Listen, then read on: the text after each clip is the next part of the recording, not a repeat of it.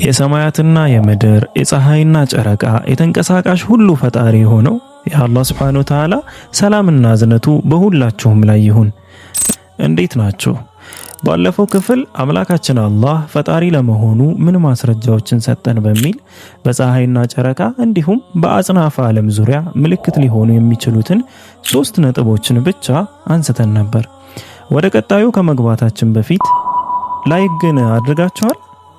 አው ላይክ ካላደረጋችሁ አሁኑኑ ላይክ አድርጉ። ለብዙ ሰው እንዲዳረስ ምክንያት ይሆናል። እንዲሁም ከአውሮፓና ከአሜሪካ ከካናዳ ከነዚህ ሀገሮች ውጭ ያላችሁ ሰዎች VPN ካላበራችሁ አንድ ደቂቃ ወጣ ብላችሁ VPN አብርታችሁ ብትመለሱ እኛም በትልቁ ተጠቅሙናላችሁ። ሼር ማድረጉም እንዳይረሳ።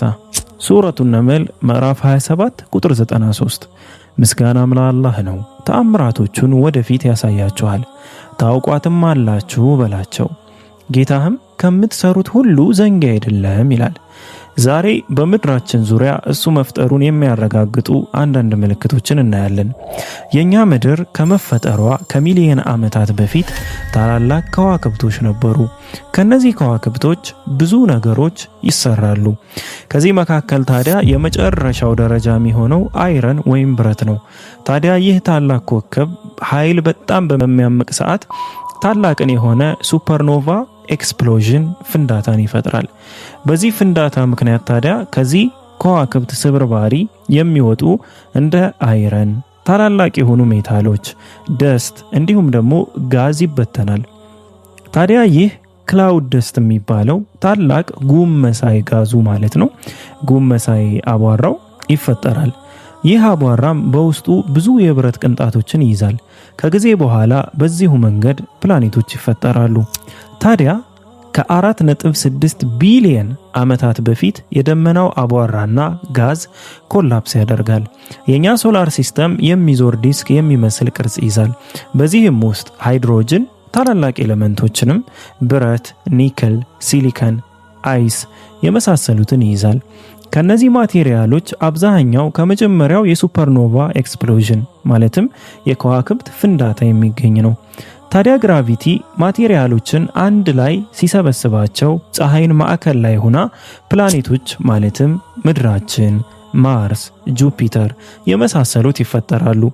ስለዚህ ብረት የምድራችን ክፍል የሆነው ከከዋክብት በሚፈጠር ፍንዳታ በመምጣት ነው እንጂ ኦሪጂናሊው ምድራዊ ክፍል አይደለም ማለት ነው። ብረት በሶስት ይከፈላል። በምድር ጥልቅ ውስጥ ያለው ብረት አለ።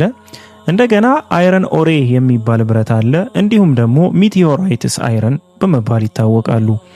ታዲያኛ ሰዎች ለአገልግሎት የምንጠቀምባቸው አብዛኛውም የብረት ክፍል ምናገኘው ከአይረን ኦሬ ከሚባለው የብረት ክፍል ነው።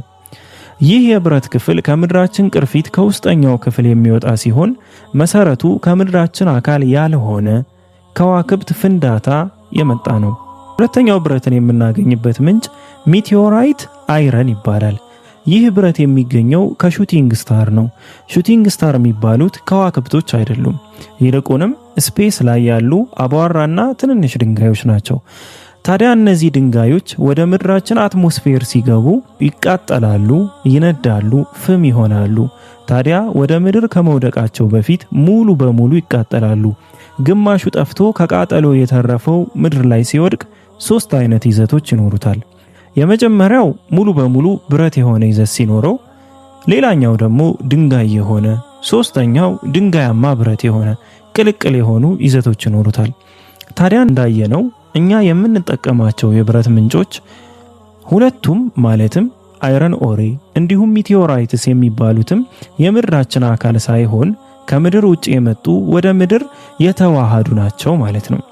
ታዲያ አምላካችን አላህ Subhanahu Wa Ta'ala በቁርአኑ ላይ ብረት የምድር አካል እንዳልሆነና እሱ እንዳወረደው በግልጽ ይናገራል። በሱረቱል ሐዲድ ምዕራፍ 57 ቁጥር 27 ላይ መልእክተኞቻችንን በግልጽ ማስረጃዎች በእርግጥ ላክን፣ ሰዎችም በትክክል ቀጥ እንዲሉ መጽሐፎችንና ሚዛንን ወደ እነርሱ አወረድን፣ ብረትንም በውስጡ ብርቱ ኃይልና ለሰዎችም መጠቃቀሚያዎች ያሉበት ሲሆን አወረድን ይላል። ስለዚህ በዚህ አንቀጽ እንደምንረዳው ብረት ከምድር አካል ያልሆነ ይልቁንም ከሌላ ስፔስ የመጣና ወደ ምድር የተቀላቀለ ክፍል እንደሆነ እንረዳለን። እንደምናውቀው ደግሞ ብረት የህይወታችን ትልቁ ክፍል ነው። ታዲያ ምድርም ስትጀምር የመጀመሪያ ተፈጥሮ ላይ በኃይል የተሞላች ድንጋዮችና ብረቶች የሞሉባት ስትሆን የላይኛው የምድር ቅርፊት ወይም ክረስት ያልተረጋጋ የሚርድና ያልጠበቀ ነበር። ከላይ ያሉ ታላላቅ ሜታሎች፣ ድንጋዮች፣ ብረቶች እንደ ልብ ይንሸራሸሩ ነበር። አስባችሁታል? ግን ተራራዎችን ስናያቸው ከመሬት በላይ ግዙፎችና ከፍ ያሉ ናቸው። ነገር ግን ታላቁ ምስጢርና ጥንካሬያቸው ያለው ከምድር የውስጠኛው ክፍል ነው። ሳይንቲስቶች ይህንን የውስጠኛውን ጠንካራ ክፍል አይሶስታቲክ ሩት በማለት ይጠሩታል። ተራሮች የሚፈጠሩት የተለያየው የምድር ክፍል ያልተረጋጋው በኃይል በሚፋተግበት ጊዜ ከፍተኛ የጠለቀው ክፍል ወደ ውስጥ ሆኖ ከዛ ያነሰው ፓርት ወደ ላይ ይወጣል። ልክ እንደዚሁ ስናያቸው ተራራዎች ይፈጠራሉ። ልክ እንደ በረዶ ግግር ማለት ነው። ውስጠኛው ክፍል ከሚታየው ላይኛው ክፍል እጅግ የጠለቀና በሳይዝ የሚበልጥ ነው። ይህ ነው አይሶስታሲ የሚባለው። ልክ እንደ ችካል ውስጣቸው በደንብ የጠለቀ ስር ያለው ሲሆን የላይኛው የምድር ክፍልም እንዲረጋ እንዳያረገርግ የሚጠብቀው ፕሮቴክት የሚያደርጉት እነዚሁ ተራሮች ናቸው።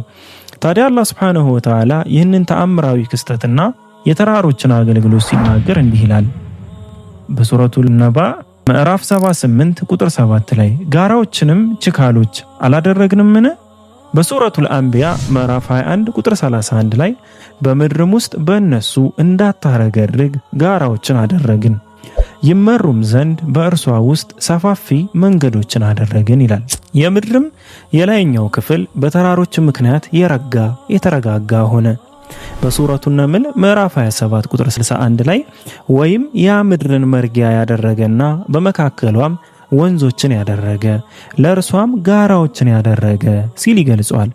ታዲያ አላህ Subhanahu Wa Ta'ala እነዚህ ተራሮች ጥቅማቸውን ሲናገር እንደ ችካል አድርጎ ምድር እንዳታረገርግ ወይም የምድር የላይኛው ክፍል ክረስት የሚባለው እንደ ልቡ እንዳይንሸራተት በእኛ ላይ ያልተረጋጋ እንዳይሆን የሚጠብቁ ወይም ፕሮቴክት የሚያደርጉ እንዲሁም ጥንካሬን የሚሰጡ ፍጥረቶች እንደሆኑ ያስቀምጣል። በሚቀጥለው ክፍል የምድራችን ትልቅ ክፍል የሆኑት ውቅያኖሶች እንዲሁም የውሃ ዑደት ደመናዎችን እሱ ለመፍጠሩ ምን ማስረጃዎችን ሰጠን በሚል በቀጣይ ክፍል እናያለን።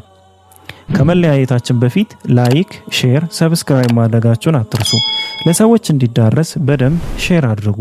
ወሰላሙ አለይኩም ወራህመቱላሂ ወበረካቱ። ሻሎም